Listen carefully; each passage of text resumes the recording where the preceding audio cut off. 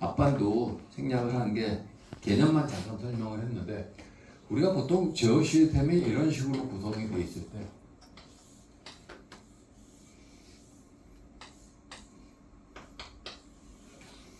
이게 컨트롤 시스템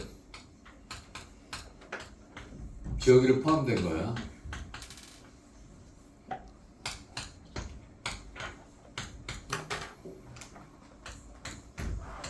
이 지역이가 이제 뭐 보통 비례 지역이를 갖고 있을 경우에 원하는 성능이 안 나오면은 우리가 이제 원하는 성능을 얻기 위해서 보상기라는 걸 사용을 하는데 첫 번째가 이제 앞쪽에다 컴펜세이터를 붙이는 거고요. 컴펜세이터.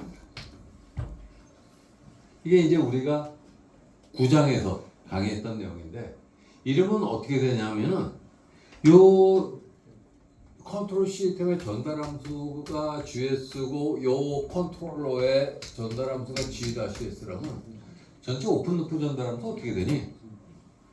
G-S 곱하기 GS 곱하기 1 요거 곱하기 요거니까 1 이렇게 되지. 그러면 우리는 GS라는 오픈 루프 전달 함수 이게 없으면은 그거의 0점에서 극점에서 해서 0점에 끝나는 근 궤적을 갖는데 지금 이러한 모상기가 붙었기 때문에 시작점이나 끝나는 점이 추가가 됨으로써 우리는 근 궤적을 변경시킬 수 있어. 그러니까 원하는 극점을 지나도록 원하는 극점이라는 것은 뭐냐면 과동답 특성을 만족하도록 이 G-S라는 0점과 극점을 잘 추가해서 그러한 근 궤적, 원하는 과동답 특성을 만족하는 극점을 지나도록 근 궤적을 생성할 수가 있는데 우리가 이제 여기까지 배웠는데 또 나머지가 뭐냐면 피드백 하는데 이렇게 말고 보상기를 엿다가 붙이는 방법이 있어. 피드백 루프에. 그지? 그러면 이 보상기의 전달함수를 역시 G-S라고 그러면 자, 오픈루프 전달함수는 어떻게 되냐면 요거의 전달함수 GS 곱하기 G-S가 돼. 결국은 원래 시스템의 근궤적에다가 앞에 붙이던 뒤에 붙이던 0점과 극점을 추가해서 근궤적을 변화시키는 원리가 똑같아. 근데 이제 뭐 속도라든가 뭐 여러 가지 장단점이 있어. 그래서 이걸 한번 그냥 보고 보통 이제 우리가 속도 피드백을 할 때 타코메타 같은 거를 쓰면 이제 S라는 미분기를 써서 이렇게 안에서 피드백 시키는 경우가 많은데 원리는 똑같다. 그리고 장단점이 좀 있다 그래서 이거는 그냥 각자 공부하도록 그냥 저번 시간에 얘기했는데 그지? 똑같지? 그지? 한번 여러분들 한번 보고 질문 있으면 하고 그렇게 하도록 하죠. 자, 우리 이제 오늘은 10장. 10장은 이제 주파수 응답이라는 이러한 부분인데 주파수 응답은 어디서 들어봤어요? 주파수 응답은 아마 여러분들이 기초전기전자 실험은 2학년 때 하나? 근데 기초전기전자 실험에도 나오고 도윤학 교수님 물어보니까 이거 실험한다 그러더라고. 그리고 회로해석에도 나오고 통신에도 나오고 특히 필터 설계할 때도 나오고 제어에도 나오고 굉장히 2학년부터 계속해서 나오는 그러한 영역인데 우리가 이제 쭉 전자공학을 배우다 보면 시간 영역에서 해석하고 설계하는 방법이 있고 주파수 영역에서 해석하고 설계하는 방법이 있는데 이거는 또 하나의 해석하고 설계하는 방법이라고 보면 돼요. 근데 이제 이거에 대해서 우리가 뭘 알아야 되냐 한번 쭉 보고 이거 쭉 들은 다음에 여러분들 꼭 뭘 해봐야 된다고? 이런 것들을 알아야 되는데 이런 것들이 뭔지 지금 이해가 당연히 안 돼. 한번 쭉 읽어보고 이게 뭔가 생각한 다음에 다 배운 다음에 다시 와서 하나씩 체크해봐야 돼. 내가 이걸 아는지. 자, 먼저 define 정의한다는 거하고 plot 그린다는 얘기야. 뭐를? 주파수 응답. 시스템의 주파수 응답을 define 정의하고 그릴 줄 알아야 된다. 자, 우리가 말이야 공학을 하면서 새로 나오는 용어 같은 거는 definition을 잘 알아야 돼. 주파수 응답의 정의가 뭐니? 광호야, 정의가 뭐니? 배우긴 배웠니? 배우긴 배웠어. 이제 그런 것들이 아까 왜 앞쪽에서 시간을 많이 끌었냐면 교류가 뭐냐고 물어보고 정상 상태가 뭐냐고 물어보고 그러다 보니까 이게 막 기본적인 거에서 막혀 있다 보니까 그걸 연결시켜 주는 거를 갖다가 내가 얘기를 하다 보니까 진도를 별로 못 나갔어. 여러분들은 그걸 잘 대답을 하면 그냥 쑥 넘어갈 거야. 근데 모르면 짚고 넘어가야 돼. 왜냐면 그게 기본이고 기본 개념이 잘 돼 있어야지만 여러분이 통합 능력도 있고 응용 능력도 생기는 거야. 여기서 보면은 쭉 해서 전공 하나 하고 문제 푸는 거 있잖아. 내가 가만히 보면 여러분들 너무 잘해. 그러니까 보통 시험 문제도 틀리는 게 뭐냐면 딴 거하고 연관해서 내면 아니면 응용해서 내면 그지? 그러니까 그런 능력이 어떻게 보면 차별화된 능력이라 그런 것들을 여러분들이 오늘 좀 어떻게 해야 되는지 한번 좀 들어보고 잘 알면 그냥 넘어가고 그래서 이 주파수응답에 대해서도 한번 물어볼 거고 일단은 정의 잘 알아야 돼. 그리고 여기 보면 플롯이라는 건 뭐지? 그릴 줄 알아야 된다는 얘기인데 사실 주파수응답 시스템의 주파수응답을 그릴 줄 알아야 된다는 거에 여기 뭐냐면 스케치도 그린다는 건데 나이키스 다이어그램이 들어가 있는데 우리가 주파수응답에서 그래프를 그려야 되는 게 두 가지야. 주파수응답 그래프 그려야 되는 게 첫 번째는 보대선도, 두 번째는 나이키스 다이어그램.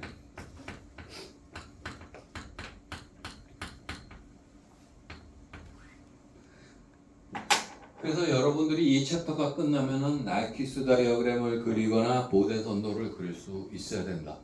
근데 아마 보대선도는 여러분들이 회로 시간에 그려봤을 거야. 근사화해서 보통 회로 시간에 그리고 이 책에도 근사화해서 그리는 방법이 나와 있는데 이제 전에는 설명할 때도 있고 생략할 때도 있었어. 근데 이제 나이키스 다이어그램도 그렇고 보대선도도 그렇고 그릴 줄 알아야 되는 이유는 뭐냐? 우리가 근계적을 이용해서 해석하고 설계할 때 근계적을 그릴 수 없으면 시작을 못 하잖아. 마찬가지야. 주파수 응답은 주파수 응답 곡선, 즉 보대선도로 해석을 하던 나이키스 다이어그램을 해서 그릴 줄 알아야 된다. 그래서 이제 그리는 방법에 대해서 이 책에도 나와 있고 회로 시간에도 배웠고 공학 수학 책에도 나와 있는데 궁극적으로 우리는 이것도 매트랩이라는 프로그램으로 할 거다. 그래서 이제 매트랩 프로그램으로부터 어떻게 해석하고 설계하는지를 설명할 텐데 여러분들은 어떻게 되니? 회로책을 찾아보고 손으로 한번 그려봐야 돼. 그게 공부야. 그릴 줄 알아야 된다. 그러면 이걸 그려갖고 뭐 할 거냐? 결국 우리 안정도 판별하는 데 쓰는 거야. 안정도, 스테빌리티. 그래서 이제 나이키스트 판별법을 사용해서 시스템의 안정도를 결정할 텐데 이 나이키스트 판별법도 여러분들 동영상 강의 들으면 뚝 나오는데 이게 복소수의 평가계 원리를 알아야 되는데 문제는 뭐냐? 여러분들 복소수의 평가계 원리를 배웠을 수도 있고 안 배웠을 수도 있어. 내가 공학 수학을 뭐 안 들어봐서 여러분들 근데 보통 수학책에 나오는데 그거를 배웠어도 여러분들이 간과했을 가능성이 많아. 왜 그럴까? 이게 복소수도 우리가 이제 고등학교 때 배운 복소수 뭐 크기 위상 그 정도는 하는데 이게 평가계 원리는 이게 매핑해 갖고 그래프 그리는 건데 이게 내가 전자공학 하면서 어디 쓰이는지를 몰라서 그래. 그러니까 우리가 배우는데 이게 진짜 전자공학 할 때 꼭 필요하고 이걸 알아야지만 내가 원하는 이런 걸 할 수 있다면 하는데 수학을 그냥 쭉 배우다 보니까 뭐가 필요한지 뭐가 불필요한지도 모르고 미분방정식도 마찬가지야. 이게 오늘 미분방정식 해법에 대해서 지금 여기 나오는 주파수응답하고 연관돼서 설명을 할 거야. 한번 들어봐봐. 그래서 이제 평가계 원리에 의해서 나이키스 판별법이 유도가 되고 그리고 시스템의 안정도를 결정하는 방법이 나오는데 여기 보면 말이야. 나이키스 판별법을 이용하기도 하고 나이키스하고 보대선도를 이용해서도 하는데 안정도를 그지? 우리가 몇 장에서 안정도를 배웠니? 1학기 때 6장에서 배웠거든. 6장?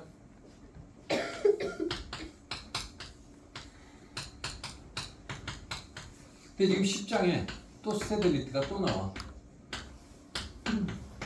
근데 어떻게 보면은 얘는 뭐 시간 영역에서 그냥 안정도 해석하는 거고 얘는 주파수 영역에서 해석하는 거라고 생각할 수가 있는데 가장 큰 차이점이 뭐냐?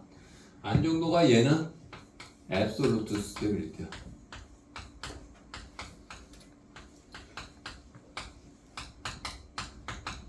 절대 안정도. 우리가 지금 6장에서 배운 건 말이야. 이 시스템이 있어. 안정, 불안정 하면은 답이 yes 아니면 no야. 그런데 여기 이제 스테빌리티 10장에서 나오는 스테빌리티는 주파수 응답에서 보대선도하고 나이키스 다이어그램을 가지고 안정도를 판별하는데 얘는 렐러티브 스테빌리티.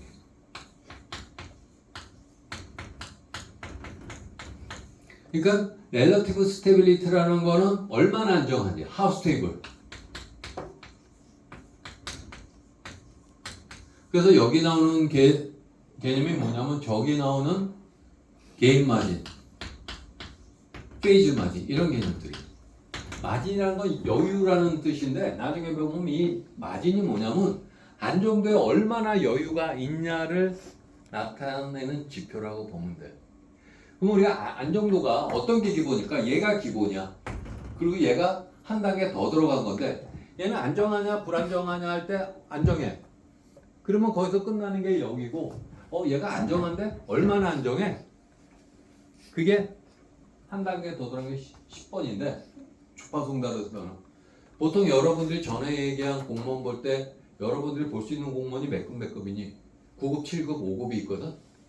5급 공무원의 안정도 문제가 나오면은 항상 여기서 나와. 왜 그러니? 9급하고 7급하고는 차이가 있잖아. 내가 전에 얘기했듯이 9급 공무원 시작하면 은퇴할 때 5급 되거든? 근데 5급 공무원 시험을 붙으면 5급부터 시작이야. 누구는 끝날 때 하고 누구는 시작할 때 하는데 그럼 그만큼 어려워 되잖아. 그러니까 안정도를 제어해서 물어본다면 쉬운 걸 물어보지 않고 당연히 어려운 걸 물어봐야 돼. 그지? 변리사 같은 것도 내가 볼 때는 제어가 있지만 안정도를 물어보면 이 문제를 물어봐야 돼. 근데 내가 전에 시험 문제부터 기사 시험을 보니까 기사 시험에도 이 나이키스 다이어그램 이런 거 물어보더라고. 기사 시험인지 너희들 보는 거 있잖아. 무슨 몇 급. 내가 어디 시험 문제 볼 때 가끔 봐. 이게 나오더라고. 그래서 조금 변리사 5급 공무원 시험 준비하는 사람이 이쪽 부분 잘 알아야 돼. 뒤쪽을. 근데 이제 안정도 중에서도 시간 영역, 주파수 영역에서 해석하는 문제를 떠나서 얘는 상대 안정도. 얼마나 안정한지를 따지는 거다. 이제 다섯 번째 뭐냐면 밴드위스하고 피크 매그니튜드, 피크 프리퀀시 이런 건 말이야. 주파수 응답에서 나오는 성능사항이야. 자, 시간 응답에서 대역폭이라는 거 없어. 밴드위드스라는 거는 주파수 영역에서 해당되는 성능사항이거든. 그러면 우리가 이렇게 생각해야지. 우리가 그러면 밴드위드스가 얼마라는 건 시간 영역에서 어떤 의미인가? 시간 영역에서는 라이징 타임이라는 게 있는데 밴드위드스하고 라이징 타임 관계가 있나? 그런 것들을 좀 생각해 봐야 되는데 그런 관계들을 여기서 배울 거야. 우리가 페르프 시스템의 주파수 응답에서 나오는 피크 매그니튜드, 피크 프리퀀시, 밴드위드스하고 우리 페르프 시간 응답에서 배운 게 뭐니? 피크 타임, 세팅 타임, 퍼센트 오버슈트, 댐핑 레이쇼 이런 거 배웠잖아. 그런 거하고 관계. 즉 뭐냐면 시간 영역에서 성능 사용을 하면 그거는 주파수 영역에서 나타나는 성능 사용은 어떻게 되느냐? 주파수 영역에서 우리가 밴드위드스를 구했다면 어떻게 나왔는데 이거는 시간 영역에서 빠르기가 어떻다는 얘기냐? 그런 관계들. 그게 이제 수식적으로 유도도 돼. 그런 것들을 배울 거야. 근데 여기서 이제 핵심은 이거. 안정도. 그지? 게임 마진, 페이즈 마진 구하는 거. 그래서 이제 쭉 보면. 그래서 이제 아까도 설명했듯이 여러분들이 이게 뭔 얘기인지 긴가민가 하는 게 당연하지. 처음에. 근데 이 챕터가 딱 끝나면은 내가 주파수 응답이 뭔지 정의할 수 있는지 한번 봐야 돼. 지금 내가 주파수 응답 뭐냐 물어봤을 때 배운 거 같은데 모르겠어. 그거 괜찮아. 그건. 오래돼서 까먹었을 수도 있고 관심이 없어서. 근데 이제 이 챕터가 끝나면은 주파수 응답의 정의가 뭐지? 그럼 대답할 수 있어. 모두 항목들을. 그지? 그리고 이제 나이키스 다이어그램이나 보대선도를 지금 당연히 못 그리는데 사실 그릴 수 있어야 돼. 저거 다 배운 거야. 회로 시간에. 근사화에서. 근데 저도 어떻든 이 챕터가 끝나면은 나이키스 다이어그램이나 보대선도를 손으로 그리든 매트랩으로 그리든 그릴 줄 알아야 된다. 그래야지 주파수 응답에 접근이 되는 거야. 주파수 응답이라는 게 사실은 굉장히 장점이 있어.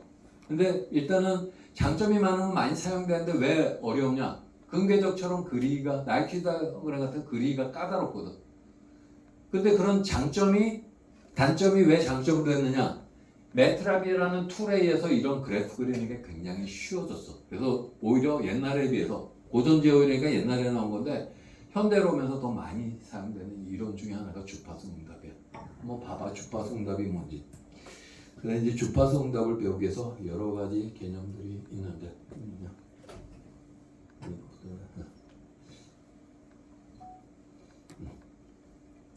이 챕터는 피드백 컨트롤 시스템을 설계하는 것을 제시하는데 from another perspective 다른 관점에서 이 시간 관점이 아니고 주파수라는 주파수 응답이라는 다른 관점에서 그지? 데이터 프리퀀시 주파수 응답이라는 다른 관점에서 피드백 컨트롤 시스템을 해석하고 설계하는 방법을 제안을 하는데 주파수 응답 기법을 이용해서 보상 기법이라는 게 주파수 응답 기법을 이용해서 해석하거나 설계한 결과는 그지?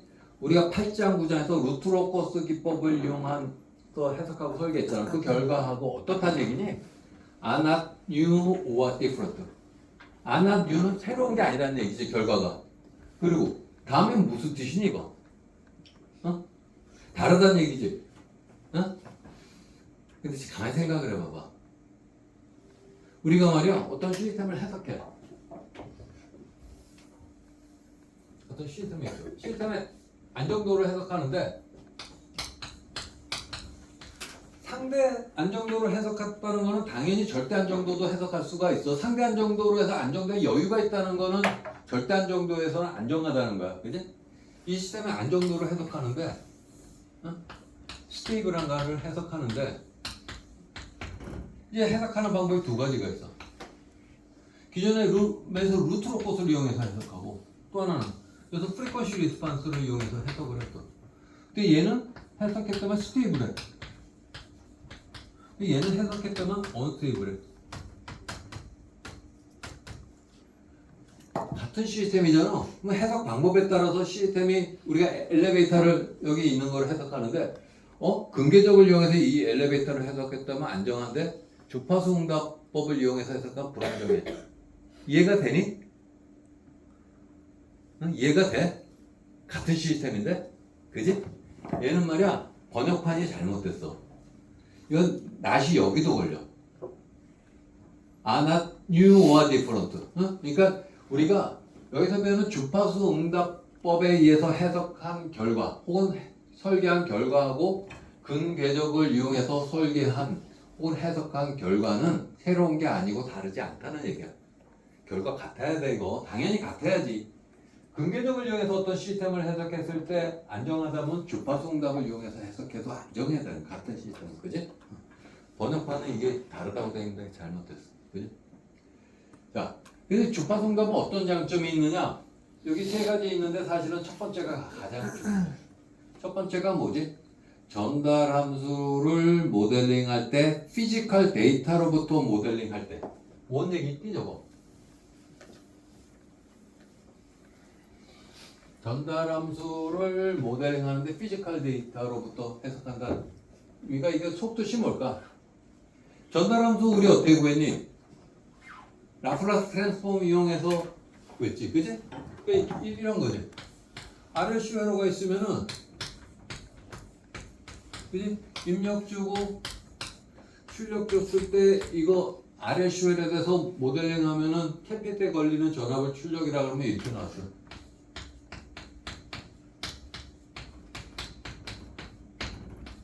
그지? 입력 전압 VS분의 VCS. 그지? 이건 뭐 금방 배워보면 아는데 이런 모델은 우리가 지금 해석적으로 구한 거지. 수학적으로. 그지? 이론적으로. 그런데 피지컬 데이터로부터 전달 함수를 구한다는 얘기는 이 전달 함수를 실험적으로 구할 수 있다. 실험적으로. 주파수 응답 실험으로부터. 그래서 여러분들이 주파수 응답 나는 여러분이 실제로 했는지 안 했는지 모르는데 전에 도 교수님 얘기로는 주파수 응답 실험을 한다 그러는데 전기 전자 실험의 기본 중에 하나가 저 주파수 응답 실험이야.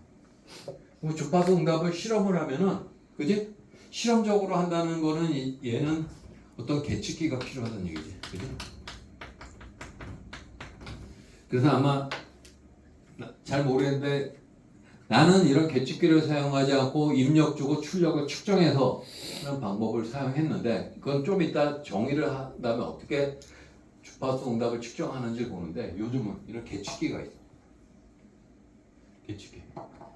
여기 보면 HP의 휴레파카드에서는 다이내믹 시그널 어널라이저인데 이건 뭘 얻는데 frequency response 데이터를 from physical data. 피지컬 데이터 시스템으로부터 frequency response 데이터를 얻는다는 얘기는 이 계측기에 의해서 실험적으로 데이터를 얻을 수 있다는 얘기야. 그지? 얘는 이제 DAQ 시스템이라고 그래서 랩뷰에서 나오는 건데 이거하고 랩뷰 소프트웨어하고 결합을 해가지고 커플도 결합된다 이거지. 우리가 주파성답을 측정할 수 있는 이런 장비가 있어. DAQ라는 건 뭐지? 랩뷰에서 이거 많이 쓰는데 DAQ 시스템 뭐예요, 학생님? 데이터 어퀴지션 시스템. 데이터 취득하는 거 있잖아. 센서로부터 취득하는 것도 DAQ라고 그래. 이게 DAQ는 제어 계측에서는 계측을 하려면은 이 시스템을 써야 돼. 우리 실험실에 이거 케이블하고 사실 랩 소프트웨어가 있어야 되는데 연구실에 나는 어디 있는지 잘 모르겠는데 근데 이 DAQ 시스템 쓰는 데 많아. 뭐 남재용 교수님도 쓰고 많이. 이건 데이터 얻는 거. 그래서 취득하는 거 센서로부터. 그리고 이제 랩 소프트웨어하고 결합해서 저러한 우리가 어떻게 보면은 얘네 둘은 다 실험적으로 하는 계측기라고 보면 돼. 장점이 뭐라고? 장점이 실험적으로 얻을 수 있다는 얘기야. 그럼 실험적으로 얻는 게 왜 장점이 되니? 자, 실험적으로 얻는 거 한번 잠깐 보자. 우리가 이거를 이론적으로 미분기에 대해서 주파수 응답 특성을 얻는 거는 이렇게 구하는 거야. 자, 나중에 이제 해석적으로 구하는 방법도 당연히 나오는데 S가 뭐니? S가 라플라스 도메인의 미분기거든. 미분기. 이 주파수 응답은 말이야. 이따 설명이 됐죠. X 대신에 J 오메가 대입하면은 그지? 어떻게 되니? J 오메가 돼. 그럼 얘 크기는 오메가가 되고, 그지? 위성은 탄젠트 인버스 0분의 오메가가 돼서 뭐 무한대가 되니까 180도 마이너스 이렇게 돼. 얘는 뭐니? 피지컬 데이터로부터 얻은 거니? 얘는 아니지. 이런 것들을 우리는 어나리티컬 해석적 방법이라고 그러고 이론적 방법이라고 그러고 수학적 방법이라고 그래. 그러면 얘를 이제 한번 어떻게 얻나 한번 잠깐 보자.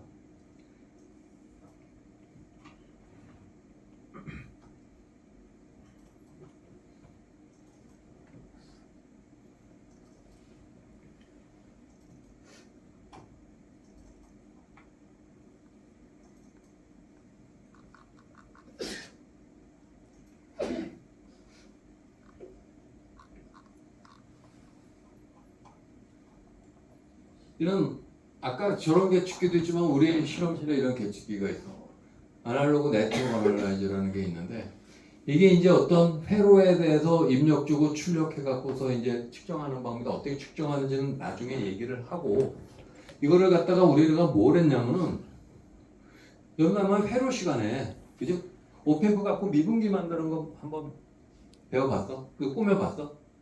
그래 이제 그거를 꾸몄어. 미분기를 오펜프 써서 미분기를 이거 이론적이고 그러면 이거에 대해서 입력 주고 출력을 이제 구하는데 저항도 다 붙이고 주파수 응답 특성에서 어떤 그런 이게 실제로 제작한 회로야. 그래서 이제 측정을 하는데 이제 이 소프트웨어에서 이게 이제 크기 그래프야. 매그니튜드. 그지? 이게 보통 손으로 보면 어떻게 나와야 되지? 주파수에 따라서 오메가가 이렇게 나와야 되잖아. 그지? 그러니까 스케일에 따라 틀리는데 크기가 점점 증가하는 걸 알 수 있지. 그지? 이거는 어디서 얻은 거지? From physical data. 그러면 얘하고 얘 차이는 뭐니? 얘하고 이건 뭐 측정하는 건 나중에 또 얘기하자. 얘하고 얘 차이는. 자, 우리가 말이야 RSU로 이렇게 모델링했다고 가정해보자.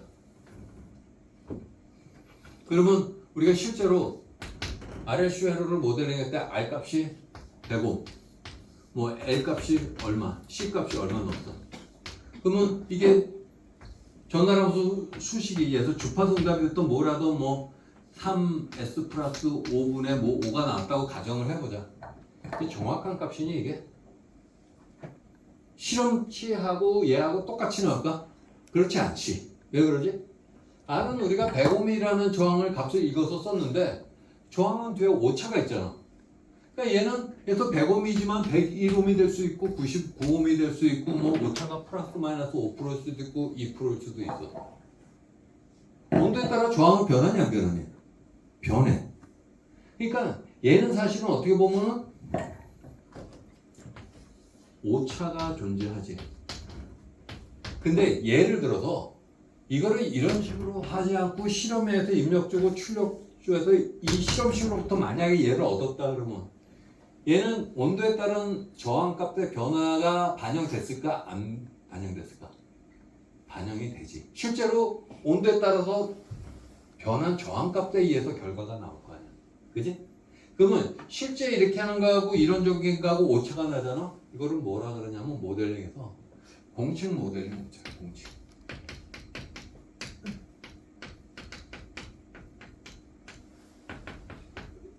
전자에서 공칭이란 말을 많이 쓰는데 그러니까 항상 우리가 이론적으로 하는 거하고 실제 차이를 우리 공식 모델링 오차라고 그래. 그 오차가 크면은 실제 성능이 제대로 안 나와. 그러니까 자, 내가 이렇게 뭐 깊게 얘기하려는 건 아니고 뭘 얘기하고 싶은 거니? 우리가 피지컬 데이터로부터 모델링 하는 거는 저런 공식 모델링 오차가 없기 때문에 굉장한 장점이 있고 실제적이다.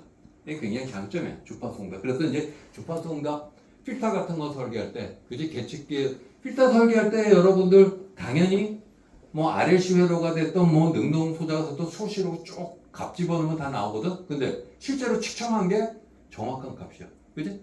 그럼 주파수 응답 같은 거 말이야.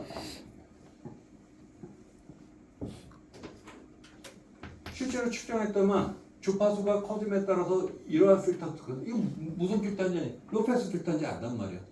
걷다가 실제로 3dB 떨어지는 것도 실제로 측정된 값대 하면은 이 밴드위스는 정확한 값이 돼. 그지? 근데 이론적으로 한 거, 값대 오차가 있기 때문에 이런 것들은 오차가 존재하는데 굉장한 장점이 있다는 얘기야.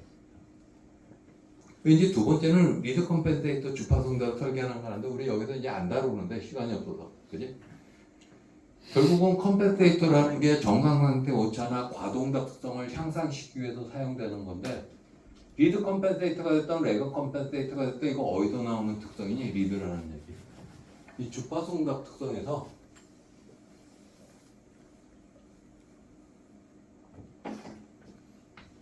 주파수 응답을 조금 이따 정의를 보면은 크기가 있고 위상 특성 이렇게 두 개가 나오는데 위상 특성 보면 위상이 리드되고 레그되고 그러한 의미부터 붙는 거거든. 그러니까 리드 컴펜세이터는 이제 주파수 응답 특성에서 하면은 이런 특성에 의해서 설계하는 장점이 있고 우리 안 다뤄 이거. 우리는 이제 1번 정도 이해하면 되고 마지막은 비선형 시스템의 안정도를 구할 수 있다는데 우리 여기 비선형 시스템은 안 다룬단 말이에요. 그지? 그래서 이제 자 어쨌든 주파수 응답은 장점이 있는데 여러분들이 학부 과정에서는 주로 이제 이 피지컬 데이터 실험적으로 얻을 수 있는 장점이 있어서 필터 설계할 때 많이 사용돼. 그리고 아마 실험을 했다니까 했겠는데 기억이 나는지는 모르겠다. 그래도 이런 게 있지. 자, 그래서 이제 주파수 응답의 개념. 자, 첫 번째 뭐라고 돼 있니? 요거 하는데 한 30분 걸렸어. 30분 질문하면서. 왜 걸렸는지 한번 얘기 좀 해보자. 여러분들도 얼마나 수학적으로 탄탄하고 그지? 회로 개념이 탄탄한지 한번. 자, 스테디 스테이트에서 정상 상태에서 선형 시스템의 시누소이드 정연파 입력은 발생시킨다. 뭘 발생시켜? 정연파 응답을 같은 주파수에. 자, 그러면 여기서 좀 생각해 봐야 될 게 있다. 하나씩.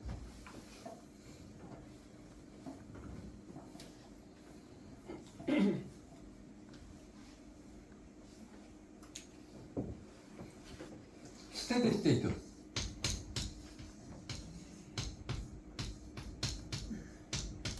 이거 처음에 어디서 들었니? 이 용어는. 스테디 스테이트라는 용어는 처음에 어디서 들었니? 여기는 스테디 스테이트. 응? 처음 들어? 응? 응? 스테디 스테이트.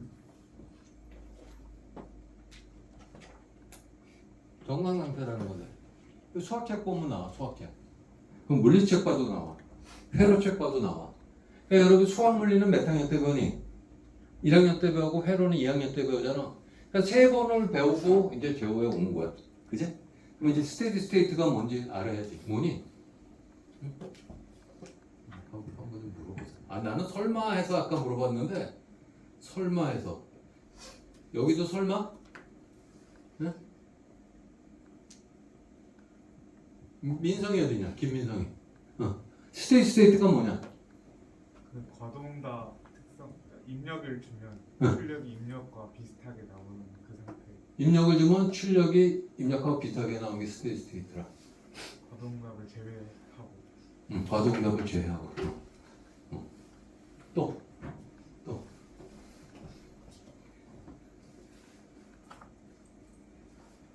증거는 어디? 스테디 스테이트 뭐니? 물리도 좋고 수학도 좋고 회로에서 배운 것도 좋아. 응? 까먹었어. 질문 한 번 더? 스테디 스테이트 정의. 지금 기다 일어나서.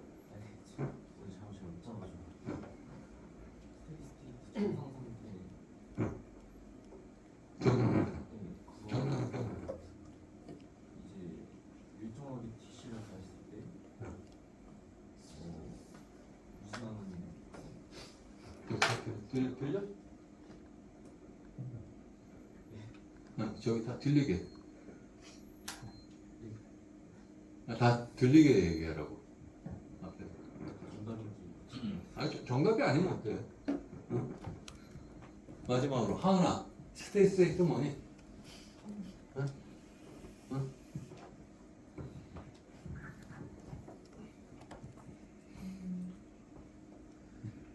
물리는 말이야. 어떤 물리량이 시간에 따라서 변하지 않고 같은 값을 유지한 상태를 스테디 스테이트라고 그래.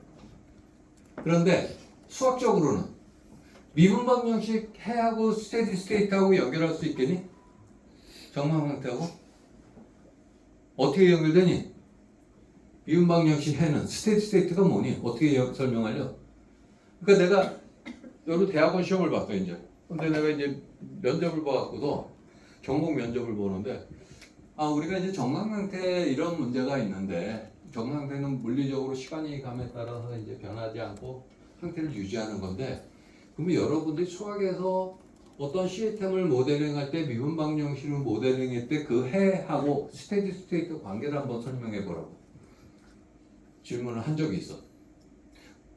이게 이제 여러분들 회사도 마찬가지고 대학원도 마찬가지고 면접할 때 면접 자 스타일에 따라 틀리잖아.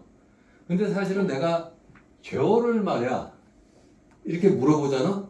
그럼 좀 불공평해. 왜 불공평하니? 전에 내가 제어 선택 과목이야. 근데 제어를 공부하기 위한 기본 이론에 대한 거를 수학이나 물리나 회로를 가지고서 질문을 하면은 똑같은 내용인데, 그지? 그건 다 배우고 왔으니까 필수 과목은, 그지? 그거는 사실은 어떻게 보면은 공정성에 아무 문제가 없어. 그래서 이제 스테디 스테이트부터 알아야 되는데, 그지?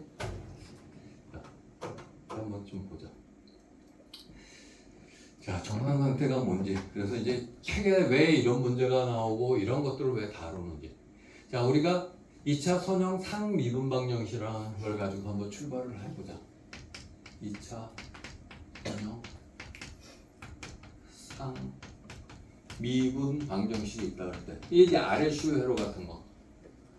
이 해를 구하기 위해서는 어떻게 구하냐면 말이야. 그지? 기억나? 근데 일단 이런 2차 선형 상미분 방정식 형태가, 그지? non homogeneous하고 homogeneous 두 가지 형태가 있지. 그지? 그런 거 배운 거 기억나? 그럼 우리가 제어 시스템이나 회로 시스템은 어떤 방정식이니? 미분 방정식 어떤 형태니? non homogeneous니? homogeneous니? 응? 어떤 이게 출석을 불러야 되는 게 이름을 기억을 못해. 이렇게 스마트로 하면. 전에는 그래도 출석을 매번 부르면 얼굴도 좀 익히고 그랬는데 요즘은 뭐 어디 가도 이게 우리 과 학생인지 뭐 잘 모르고. 자, non homogeneous equation은 미분 방정식 뭐고 homogeneous equation은 뭐니? 자, 보자.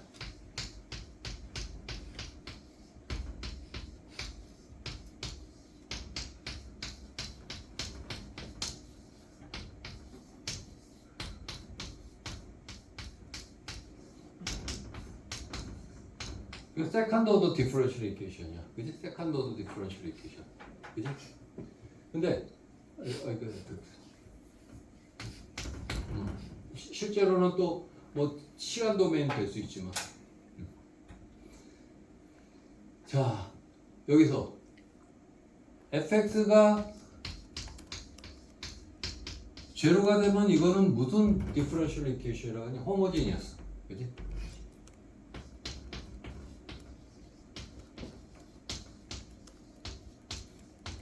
fx가 0이 아니면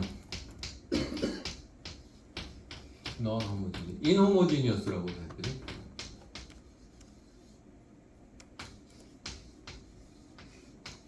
그지? 그럼 우리 이 미분 방정식 2차 선형 미분 방정식 해야 하는 거 구하는 거 막 배웠잖아. 기억나? 왜 배우는지 모르잖아. 때려도 우리 제어 시스템 해석하거나 설계할 때 아니면 회로 시스템 해석하거나 설계할 때 어떤 풀이 알아야 되니? 얘니 1번 2번 둘 다 알아야 되지. 그지? 그런데 제어 시스템은 어떤 형태니? 이 형태니 이 형태니? 그거는 뭘 알아야 되냐면 우리가 시스템을 모델링할 때 fx가 0이냐 아니냐에 따라서 이게 갈라지는데 시스템에서 얘는 뭘까? fx는 RLC로 모델링 해봐. 이게 VT에서 인풋이 돼. 인풋. 그러니까 우리는 결국은 non-homogeneous equation의 해를 구할 수 있어야 돼. 그런데 non-homogeneous equation의 일반 해를 구하기 위해서는 S가 빠졌냐? 내가 이거 수학하고 이거 안 하려고 했는데 아빠는 이거 시간을 다 보내갖고 진도가 또 여러분들 알면 그냥 넘어가도 돼. 근데 이제 여러분들 대답을 잘 못하니까. non-homogeneous equation 해를 구하려면 어떻게 하니? 솔루션이 YT는 이거 해.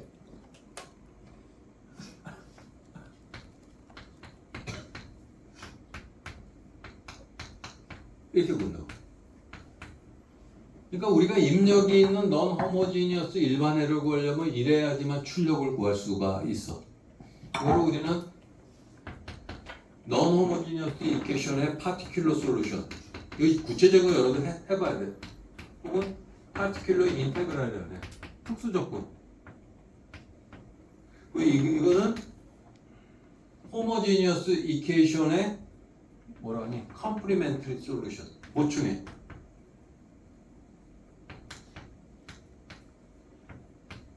그러니까 우리가 회로를 해석할 때 말이야, 이 미분 방정식을 물론 라플라스 트랜스폼으로 풀 수 있어야 돼. 이 미분 방정식을 풀 수 있으면은 회로의 응답이나 제어 시스템 응답을 봐 있어. 근데 이제 이게 어떻게 나오냐면 예를 들면 파티큘러 솔루션은 1이라고 나왔어. 근데 이 커플리멘터리 솔루션 한번 구해보면 항상 어떤 형태가 나오냐면 시그마 KI의 E의 SIT라는 이런 뭐 I 콜 1서부터 N까지 줘. 뭐 메타 시스템 이런 형태가 나와. 얘는 이런 형태, 얘는 이런 형태. 자, 어디가 시간에 따라 변하냐면 여기가 시간에 따라 변하지. 그러니까 시간에 따라 변하지 않는 경우가 언제 변하느냐? 시간이 무한대로 가는 말이야. 여러분들 수학적으로 풀 때 SI가 양일 수도 있고 음일 수도 있는데 이게 음인 경우는 말이야. 예를 들어 이거 SI가 음인 경우 3의 2의 마이너스 2t인 경우 시간이 무한대로 가면 0이 가니까 얘만 남고 얘 없어지거든. 뭐가 없어져? 컴플리멘터리 솔루션이 없어져. 없어져. 그러면 시간에 따라 변하지 않고 뭐가 나오면 정상 상태 응답이 나와. 그런데 제어 시스템에서는 말이야, 수학적으로 이게 플러스일 수도 있잖아. 제어 시스템에서는 안정한 시스템이 이게 마이너스가 되기 때문에 항상 어떻게 되느냐? 얘가 0으로 가고 얘가 남아서 무슨 해만 남아? 스테디 스테이트에서 특수해만 남아. 특수해만. 뭐 정상 상태에서 뭐만 남는다고? 수학적으로는 정상 상태가 가면은 컴플리멘터리 솔루션 시간에 따라 변하는 게 0으로 가서 없어지고 특수에만 남는데 여러분 전기전자 개론 보면 이런 문제 있어. 이런 문제. 어떤 문제가 있냐면 그대로 내가 책에서 RC 회로에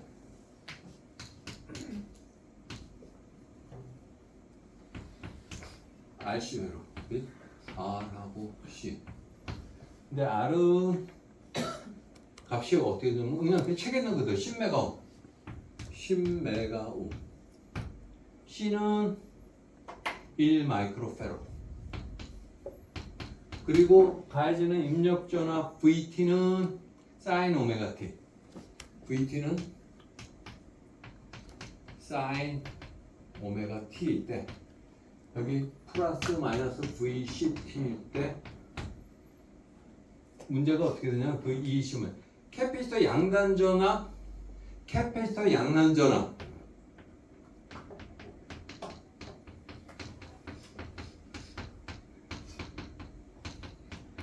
양단 전압 VCT의 특수를 구하라.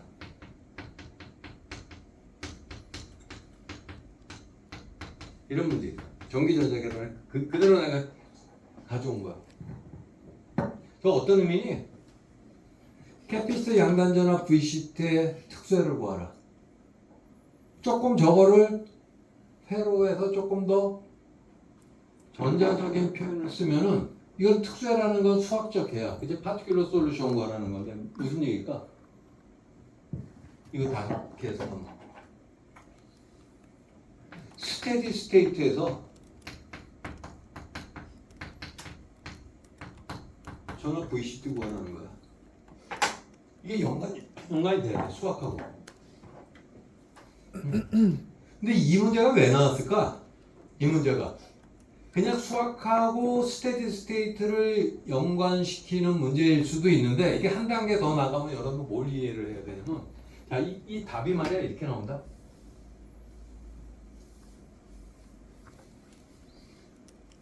VT 이퀄 사인 오메가 t를 다 했는데 답이 한번 풀어봐야 돼요 여러분들은. VCT가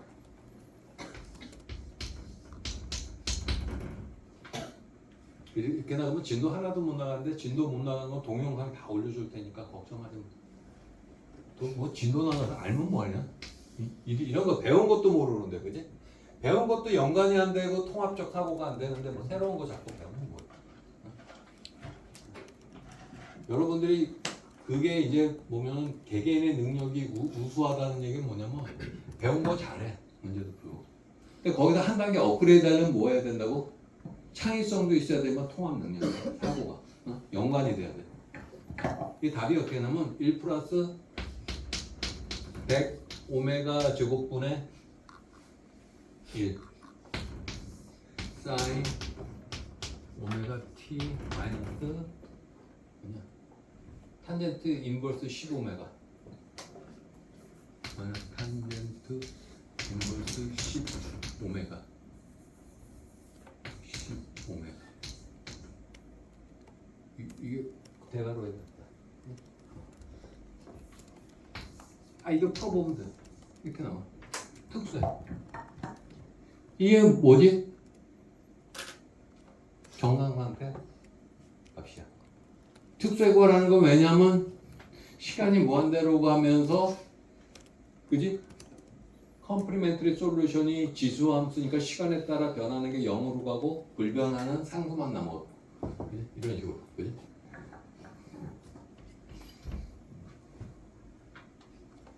저거는 가는데 얘는 이 일정한 값을 갖는 거지. 이게 변하면서. 그지?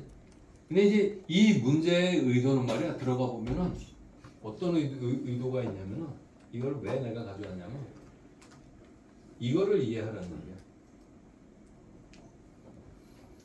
자, 스테디 스테이트는 정연파를 넣으면은 정연파가 나오는 거 맞니? 사인 오메가 t라는 정연파를 냈는데 이렇게 정연파가 나와. 맞아? 스테디 스테이트에서 맞아? 어? 정상 상태에서 구한 거야. 특수야만. 그런데 여기 이런 얘기가 있어.